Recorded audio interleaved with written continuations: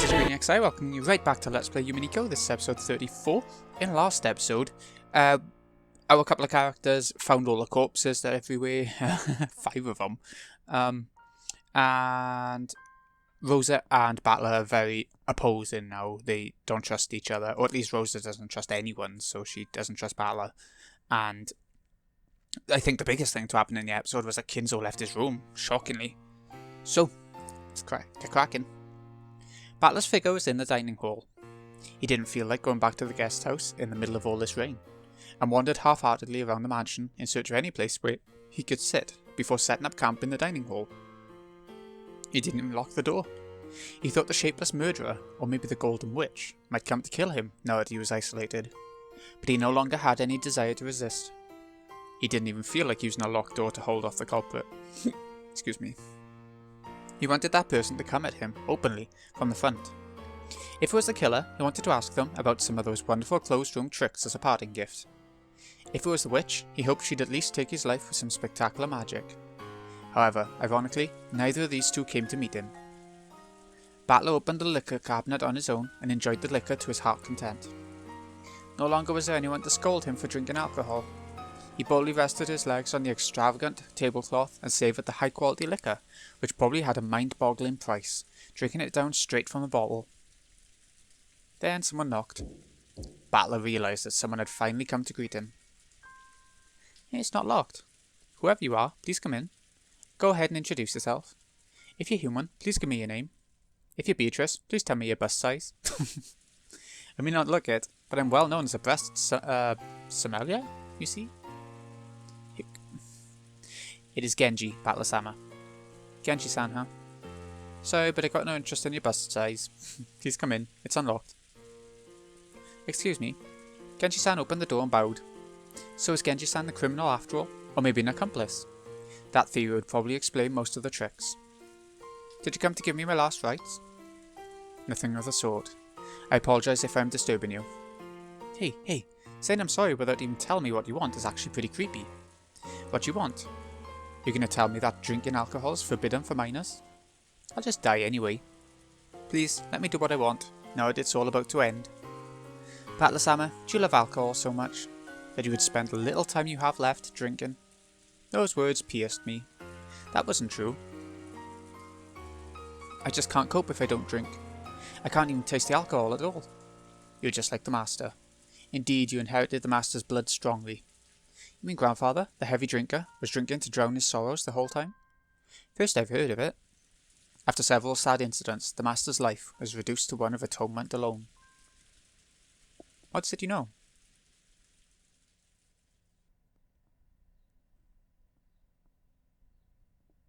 Beatrice's ceremony was completed when the 8th twilight ended. I believe I can tell you everything now. What did you say? My drunkenness was completely blown away. I lowered my feet from the table and listened carefully to hear what Genji would say next. Battler-sama, I shall guide you to the master's study. It would probably be best to hear it directly from both the master and... from both grandfather and... Hey, what in the world do you mean by that? Come, this way. I shall guide you. Battler-sama. After Genji-san told me to follow him, he started to walk down the corridor. I threw my drunkenness off completely and went after him. We climbed the big staircase towards the 3rd floor. Genji-san stopped walking halfway. He then turned back and spoke.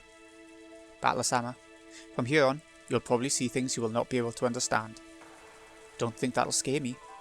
I've already seen enough incomprehensible things today to make me sick. Please accept what you see as you see it, and accept what you hear as you hear it. Why? What? There's no need for questions like that. You will learn the truth, and that's all. I will leave it completely up to you, Battler-sama, whether to accept it, believe it, or deny it. Genji-san checked one last time to see whether I was prepared to know the truth. The 8th twilight had already ended, and on the 9th twilight, the witch would revive, nobody would be left alive. It meant that Beatrice had already been revived, and it probably also meant that none of us would be allowed to return alive. If I was going to lose my life anyway, I wanted to know the truth in the end. It didn't matter how hard it might be to accept. Yeah, even if a demon or a witch shows up, I'm prepared. Indeed, you are just like the master in his youth. Battler-sama, please be diligent in your studies.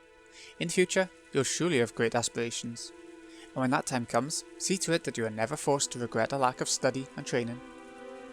I'd be happy to, assuming I ever got a chance to work hard in my studies.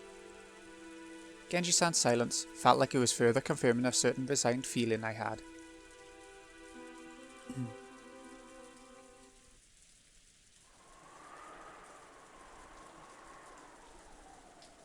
And then, the door to grandfather's study, surrounded by a sweet smell, came into sight.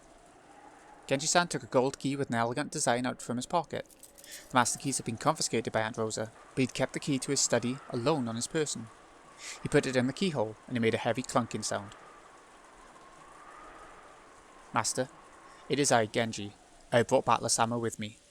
There was no reply, but it seemed that permission to go inside had been given. Come, Battler-sama. Please go in. Okay, I'll go in. I readied myself and threw the door open.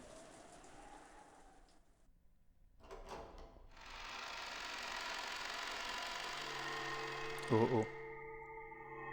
At that moment I got slightly disoriented by the dazzling golden glow.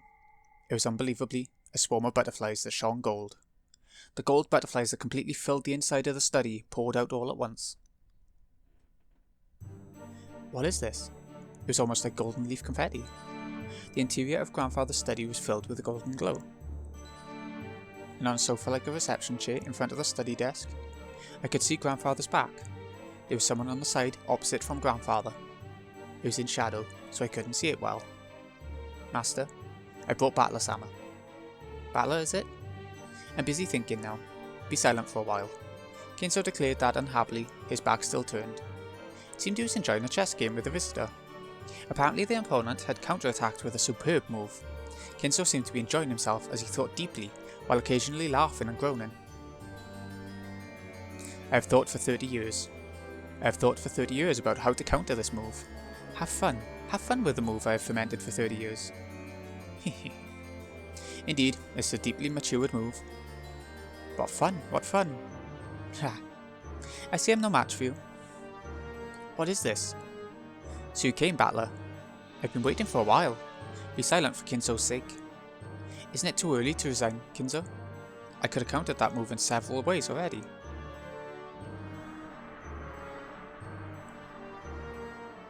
It should have been my first meeting with that witch.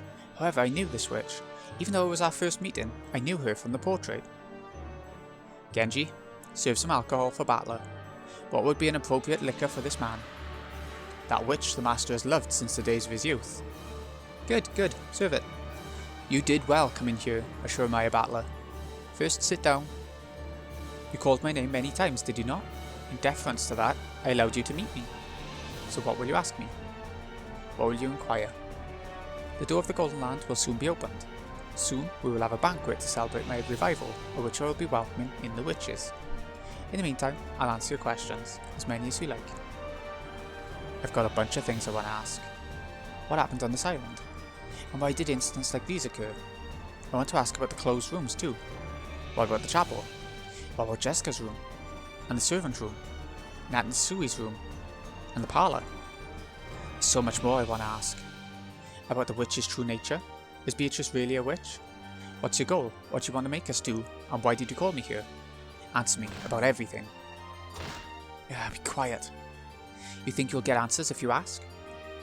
Don't say that, Kinzo. A fragile and fleeting spiderweb did offer protection from King Herod once. Just like there are no useless things in this world, there are also no useless questions. Very well, I'll answer all your questions, but only on one condition. What is it? If you hear everything and are able to accept my existence, then you will kneel and kiss my shoes. I called you here because I wanted to make you surrender to me. Kinzo and I made a bet. We bet on which would come first. Kinzo thinking of a new move, or me making you surrender. I don't think I'll lose. Damn you, talking so tough. Yeah, alright. Try and convince me. Try and convince me that you're a witch who can use weird, awesome, powerful magic. If I surrender, I'll kiss you or do anything else. The witch cackled gloatingly. Then she glared at him unpleasantly with eyes that said a man can't go back on his words. Well said. So from what question shall I begin? I'll answer everything. Come, what will the first one be?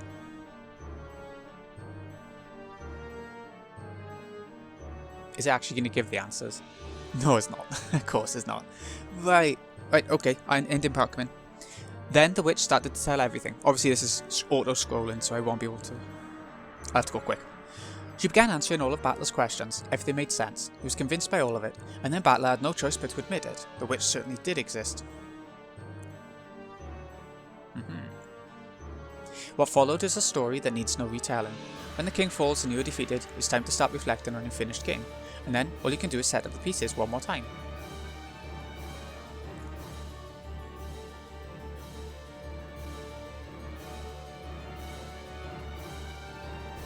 What's this artwork all about?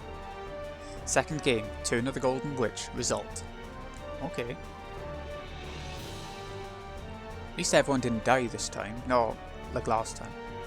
Kraus died on the first twilight, chosen by the key of the Golden Land and offered up as a sacrifice. Netsui, chosen by the key of the same thing. Eva died on the first twilight. Hideyoshi, same. Rudolph, same. All in the chapel. Kyrie, same.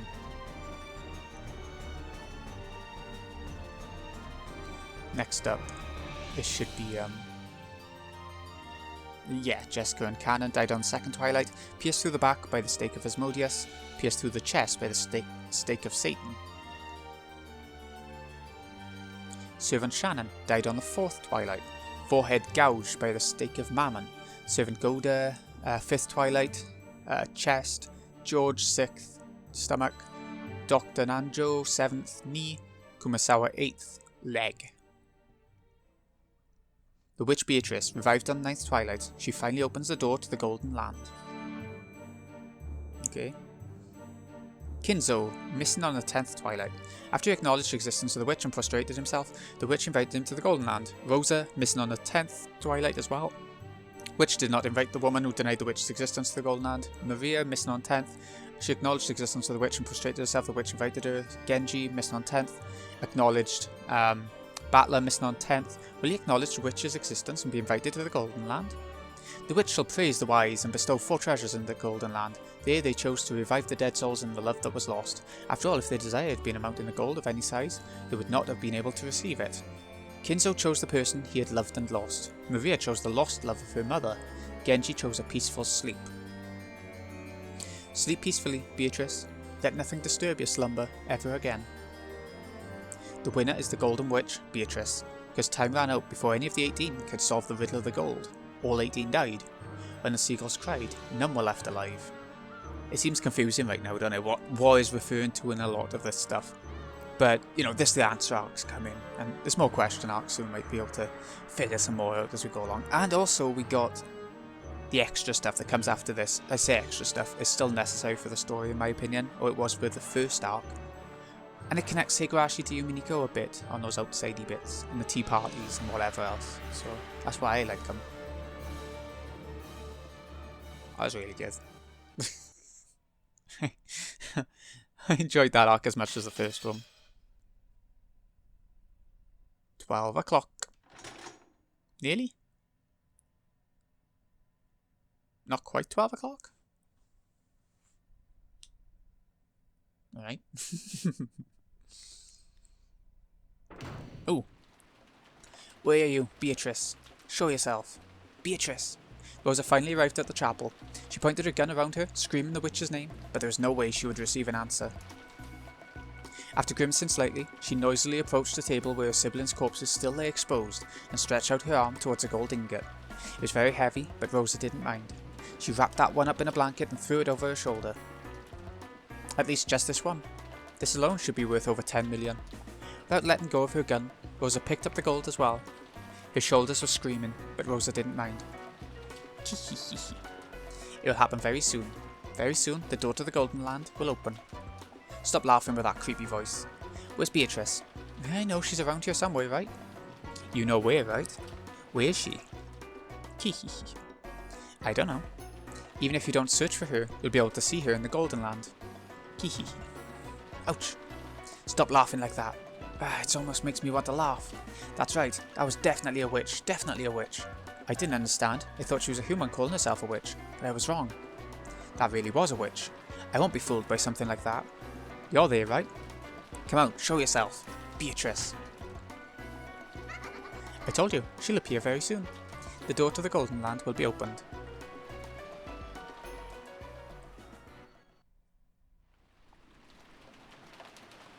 It's funny because the not credits, but that ending bit is rolled, but it's still doing a bit more after it. That's right. Isn't that splendid? I care not. I abandon that rook. You, woman, are a king that cannot be reached without the resolve to lose everything one has. I'll corner you, Beatrice. Haha. At least call me a queen. Oh, what a brilliant move. So your blood, no, your Shurmaya blood, is bad at giving up. How pleasant. What a truly elegant night. Master, Beatrice Sama, it will soon be time for the banquet. Already? That was fast.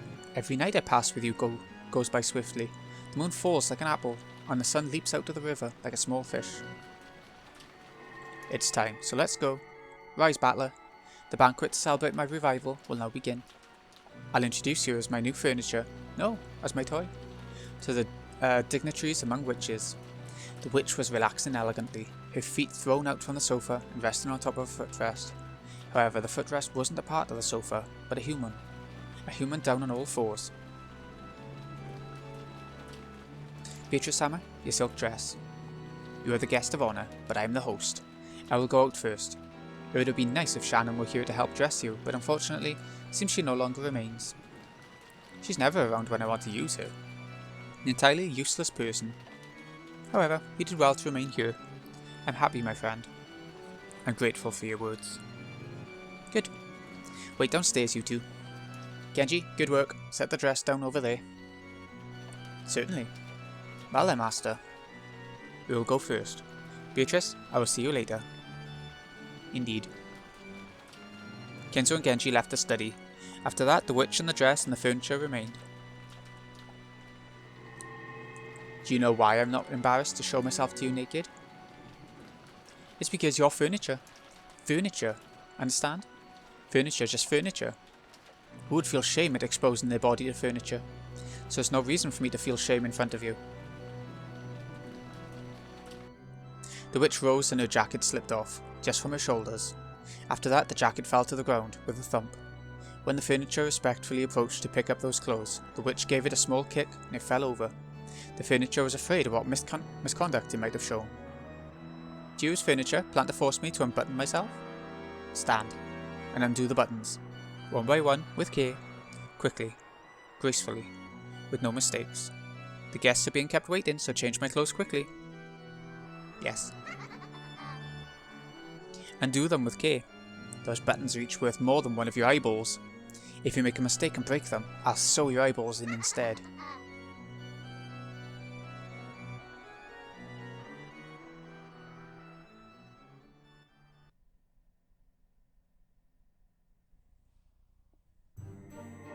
Here we go. The entrance hall was bustling with a crowd of shadowy people, and it sparkled gold with the gold butterflies flying about. The gentlemen in suits and tuxedos and the ladies in dresses looked like they were having a great number of friendly chats.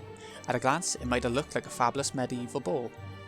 But they all had one thing in common, and that thing was exceedingly bizarre, because they all of them had goat's heads. Was the goat mask masquerade? Or did they really have goat heads? It probably couldn't be the latter, but in this bizarre world, I really didn't know which was true. Kenzo was amongst those goat nobles, greeting them. Kenzo's greetings were more respectful than would have been expected, as though these were all honoured guests. At that time, Genji's voice rang out through the hall. It was a voice calling for silence. That voice stopped the idle chatter, and everyone turned to face Genji. Tonight, we celebrate the appearance of our golden witch, who has achieved a revival, the Lady Beatrice. Everyone, please welcome her with your applause. When Genji began to applaud, it quickly spread through the guests and became a roaring ovation. Then the Golden Witch appeared from the top of the large staircase. As she gracefully waved her hand, followed by a piece of furniture she was fond of, she slowly descended the staircase. The goat nobles offered unanimous words of celebration in some long-forgotten language, and those who were deeply intimate embraced, filled with joy at the reunion. As the witch offered greetings of reunion, the witch's furniture followed behind her the whole time. There was a chain around its neck. The other end was gripped in the witch's hand, like it was a trained dog. It wasn't there to restrain him. Those chains were a restraining device, whose only purpose was to wound the furniture's dignity. He wasn't permitted to wear anything else on his body. One of the youngest women, young women, goats mixed in with the goat nobles, quietly removed her goat mask as the furniture passed in front of her, and she spoke with eyes that had no light in them. That face seemed to belong to a long-haired young girl. How pitiful. Oh, Lady Burncastle, welcome. Do you like my furniture? That's a nice hobby. After saying only that, the witch called Burncastle once again put on her goat mask, and was swallowed up by the shadows of the other tall goats. Sore loser. She's ticked off, isn't she? You're not wrong. The young women goats giggled, and the witch once again let out a high-pitched laugh. Thank you for gathering here for my sake. Why don't we enjoy to the fullest this banquet of the witch, where old friends have gathered from past and present, east and west. Come, we will eat all night, drink all night, slurp all night, chew to bits all night as we enjoy ourselves. Look at the clock as it marks when the ending hour and the beginning hour melt together. Come, let's begin the banquet of the witch. When the witch announced the beginning of the banquet, the large clock pointed to 12 o'clock, midnight, and the sound of a bell began to ring out. Come, now's the time. Open the golden door. And they get to go to the golden land.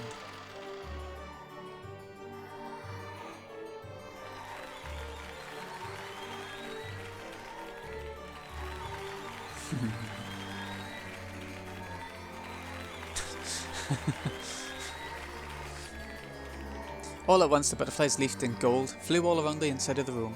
Amidst the golden storm and the brilliant gold-coloured light, the barrier between this world and another was cut open. Surrounded by the goats' delighted voices, the mansion of the human world and the mansion of those not human overlapped, and the members of the household who praised the resurrection of the golden witch scattered into gold butterflies, and poured out of the depths of hell was a golden tornado, a rondo of golden demons. Come, tonight we'll put aside rank. Throw open the wine cellar, drop the snake's head into the liquor pot, throw cows and chickens into the furnace alive, drink and eat and sing and dance, sneer and kill and desecrate and degrade. Ah, Beatrice, take me to the golden land, now, to the golden land. Oh, ah. The goat nobles were suddenly crushing in around Kinzo, almost like they were kids demanding the signature of some famous movie star. There were only two differences. First, these were witches, not kids, and second, what these witches demanded was not a signature. The sea of goat nobles began to drown Kinzo. Only Kinzo's laughing voice echoed throughout the area.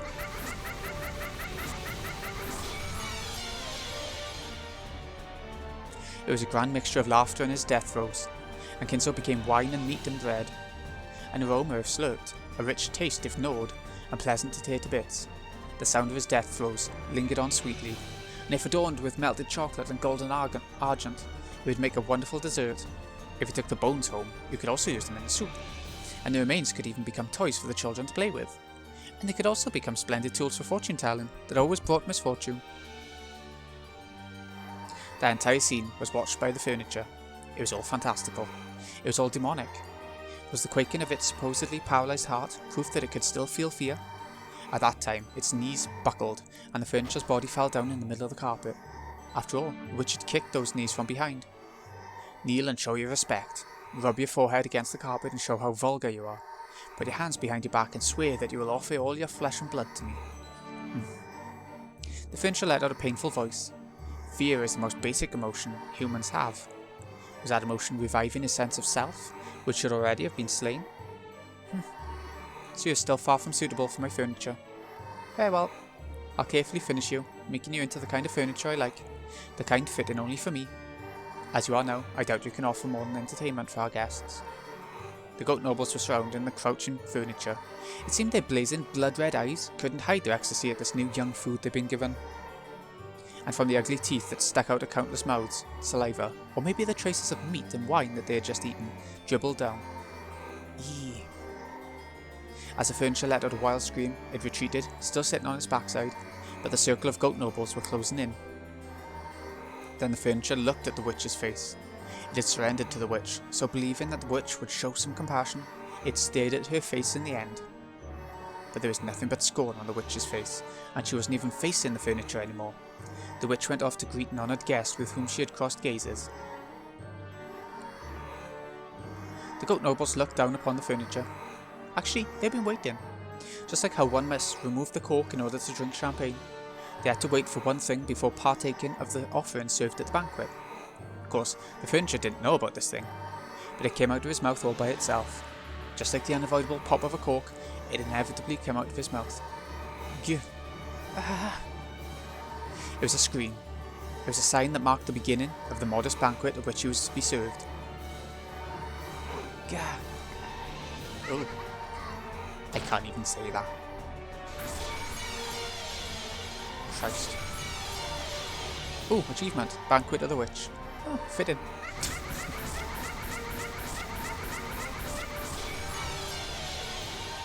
So he had been fed all that, yeah?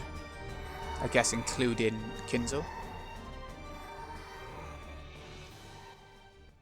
I guess. Hold on 2 seconds. By now, the garden was one of both roses and gold. A gold-coloured garden where gold butterflies, gold fairies, gold lizards rampaged and flew about wildly. Maria, quickly. Run. Quickly, quickly, quickly, quickly. Rosa grasped her gun and the blanket wrapped around the ingot, and ran at a speed Maria couldn't match, sometimes pausing to call out at Maria to run faster. So she saw it every time. She saw the golden pursuers chasing them from the mansion. The mass of golden butterflies was chasing after them like a massive crawling hand, and strange-looking shadows with goat heads were chasing after them. There was no need for her to strain her eyes, because those blazing pupils told her what would happen if she was captured. Mama wait, ooh, ooh, ow. Maria fell down. For just an instant, Rosa was ashamed by thoughts of abandoning her daughter and running away, and at the instant her feet touched ground, she ran back. The goat head that had sprinted over to get the first bite grabbed hold of the back of Rosa's own child's hair and pulled. Mama, no. Rosa rammed into the goat hard with her shoulder, spun, bashed the back of her elbow into the goat's jaw, and buried her knee into its protruding chest. And she thrust the barrel of the gun inside the goat head's mouth as it doubled over from the pain in its gut. Just try laying one finger on Maria in front of me. I'll show you just how lukewarm the hell you came from is. The blast from the Winchester's .45 caliber long Colt bullet exploded inside the goat head's throat, and its medulla oblongata was instantly pulverized. The goat head hadn't understood. It had thought women were like pre-opened wine bottles. It had thought that turning them upside down would immediately make their deep red contents come out. Mama, Mama. Maria, who had been released, hugged Rosa. But the pursuers were still coming. They could see the giant goat heads, who had given up pretending to be human, running towards them from across the rose bushes. Rosa spilled several extra bullets, which had been in the pocket of her coat, all over the place, and told Maria to pick them up. Yes, pick up, pick up. Maria, if Mama falls down, run. Go to the shore, and swim and swim and swim. There's no way for us to survive on this island. No. I'll stay with Mama. Ooh. Rosa's gun roared 4 times, but even though 4 shots really did hit the massive approaching goats in the chest, they didn't even flinch. The goats ran with a violent vigour, as though they planned to crush Rosa and Maria with those massive bodies. Put the bullet in. Quickly. Ooh. Rosa grasped the blanket with the ingot in both hands, and she herself sprinted, pulling it along, without even an ounce of fear of those strange-looking giants. If it's to protect my daughter, I'll overcome even hell. I'll show you, this golden dream. Rosa roared. The goat heads roared. That terrible, heavy ingot, after picking up a fearsome centrifugal force and speed, slammed into the head of the goat head. Rosa pulled a fountain pen from her pocket, but she held it crooked. She placed it in her palm, in the gap between her middle finger and her ring finger, so that it stuck out when she made a fist, almost like a stinger was grown out of it. That stinger sliced into the left eye of the goat head as it fell over. Was the goat head's roar a scream? But Rosa's roar was different. She pulled back her fist and slammed it into the fountain pen that was still sticking into the goat's head's eye. The pointed tip was gouged into the depths of its head. Mama, the bullet went in. Good job. When Rosa grabbed the gun Maria had thrown, the giant finally tumbled on the ground with a thunderous crash. However, at the same time, I saw the goat head pursuers on the other side of the rose bushes increase in number. I've gained enough distance for now. I held onto the blanket wrapped around the ingot and the gun, and once again ran with Maria. Why am I running with a gun in my right hand and the gold in my left? Why don't I let go with one hand and grasp Maria's hand? I can't let go of the gun that protects my body. I can't let go of the gold that protects my future. But even so, I've let go of the hand of my daughter, the one who is my future. Run. Run, run. She got out of the rose garden and began to run down a staircase through a grove of trees. But Rosa knew. This path through the grove turned and twisted many times and only seemed to be long. She tore straight through it. She had played here often since her childhood years, so she knew. To the beach, to the beach, to the sea, to the sea, to the sea. And after reaching the sea, nothing to do but swim, swim, swim. And if Maria can't swim, I'll carry her as I swim. There's nothing but death on this island. Kya! Mama? As she raced down the stairs, she took a bad step. A violent pain ran up her left ankle, and her mind went completely blank. Rosa fell down several stairs, shocked by her ankle, which was bent at an odd angle. And the blanket with the ingot wasn't there. She had let go of it at the instant she fell, and it had disappeared somewhere into the darkness. Only the gun was left. Tremors in the earth were getting closer. It was only a matter of time before the goat heads flooded in. She didn't want to imagine how many there would be, or how strange they would look. The lightly dancing gold pursuers arrived. The gold butterflies surrounded Rosa and Maria, waving and clamouring as though saying, "The prize is here, the prize is here." Rosa couldn't even try to get up. The violent pain from her broken ankle was so great that she couldn't ignore it, even in her last moments. What am I doing? I had the gold, which would have been worth several million yen. I might have been able to start over with that. And yet I fell, lost it, and now my own life is in danger. And Maria's too? What's my life been? I was born into an incomprehensible family, with irritating older siblings since the day I was born. What did I do? No matter what I did or didn't do, I was always in trouble, and bullied, and made fun of. What's my life been? Mama, mama, mama. The roar inside Rosa's heart shriveled away and disappeared. It disappeared when she heard Maria's crying voice as she sobbed and clung to Rosa. Maria? Mama remembered something she's got to do. Please go on ahead. No. I want to stay with Mama. I don't want Mama to die. Maria, even though I'm such a bad Mama, you still say you want to stay with me? Yeah. I want to stay with you. I want to stay with Mama. I made it look like I was putting you first, but I was always putting you off. I went to your athletic meet, I went to Parents' Day, but I was always thinking about how I appeared to the world, and you were never in my eyes. You saying that you want to stay with that kind of mother, even though I've been such a bad mother? Hey Mama, did you know? You're my only Mama in this world. There's no good Mama or bad Mama. There's just one. So I don't need any other Mama in this world, and I want to be your one and only Maria. The Maria you want to spoil when you're in good mood, and the Maria who's a nuisance and you don't want to be around, aren't different people. There's only one Maria, so the scary Mama and the nice Mama are the same. To me, they're my one and only Mama. I was such an idiot. I didn't need gold. If only I had just pulled you by the hand. I was such a stupid Mama. The shadows of the goats covered the sky even more thoroughly than the trees of the forest. Their roars blotted out the world with fear. Rosa still hugging Maria, ready to a gun with one hand. Maria, let's go together. I'll never leave you. Let's always stay together so that Mama never gets lost again. Yeah. We'll be able to see each other soon. We'll be together forever. We'll be able to see each other in the Golden Land. And then we'll play together. Play with the wolves and sheep puzzle. Mama hasn't solved more than one of the puzzles, but I've solved them all. So I'll be the riddle giver. She had bought it as a birthday present, and then hadn't played it with Maria after that first night. Yes, we'll play together. I promise. Mama. Those eyes, sparkling like red hot lava, looked just like a group of fireflies. They danced, closed in, attacked. Come on. Let whoever wants to eat the bullet Maria chambered for me step forward.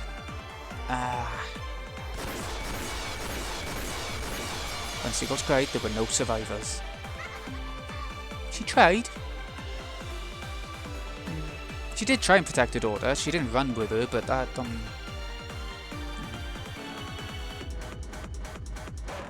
Oh, it knows how to do the drama well in this visual novel, doesn't it? And the setup is really good. The music's amazing. The characters are all mostly really good. One or two of the servants I'm not that interested in, like Genji and Goda. Okay, achievement unlocked. Musuo. Addition of new features. Golden Witch has prepared a gift for you in commemoration of your stay. You can find these new features on the title screen. Is that like the tea party and all that? Let's have a look what they are. We got Tea Party episode 2. Yes, we have done that. Okay, let's go back one.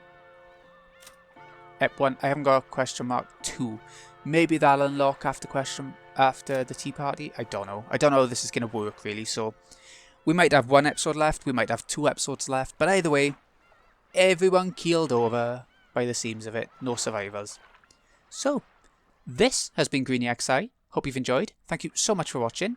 I'll see you again in a bit with the Tea Party and possibly a bit more. See you in a bit, folks.